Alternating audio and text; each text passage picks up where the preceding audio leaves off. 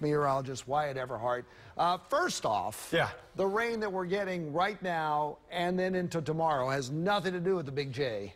That's the thing, Jamie. I think we've gotten so focused on where does Joaquin go late in the weekend, we forget that, of course, we had the opening round of rain last night that saturated the ground. We already saw some flooding.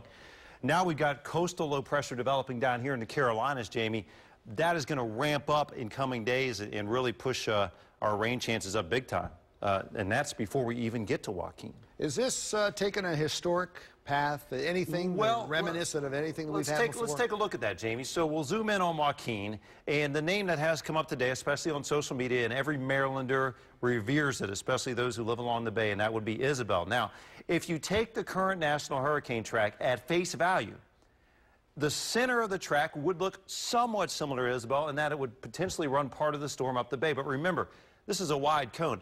I don't know if we can come back out to two-shot, but realize the width of this cone brings it anywhere from the Carolinas, and I mean like southern North Carolina, to basically almost out to sea off New England. So we could easily not see the heart of the storm, even though that's where the center of the track takes it now. But we've been clobbered by tropical storms.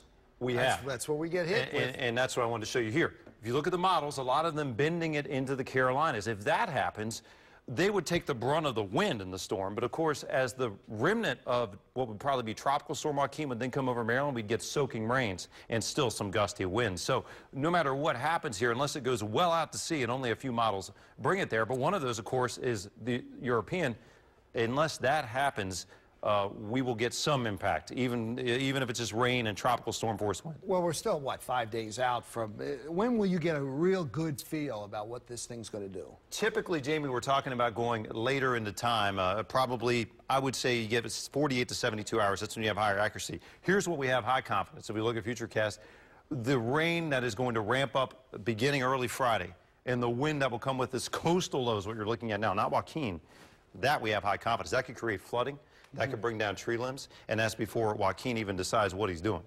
So this is one of those weekends you better listen to your weather. Absolutely, and again, we're talking multiple phases, if you will. Friday, Saturday, rain, wind, and then Sunday, Monday, Joaquin, we have to see. All right, the chief will be online at ABC 2 News. You can catch him here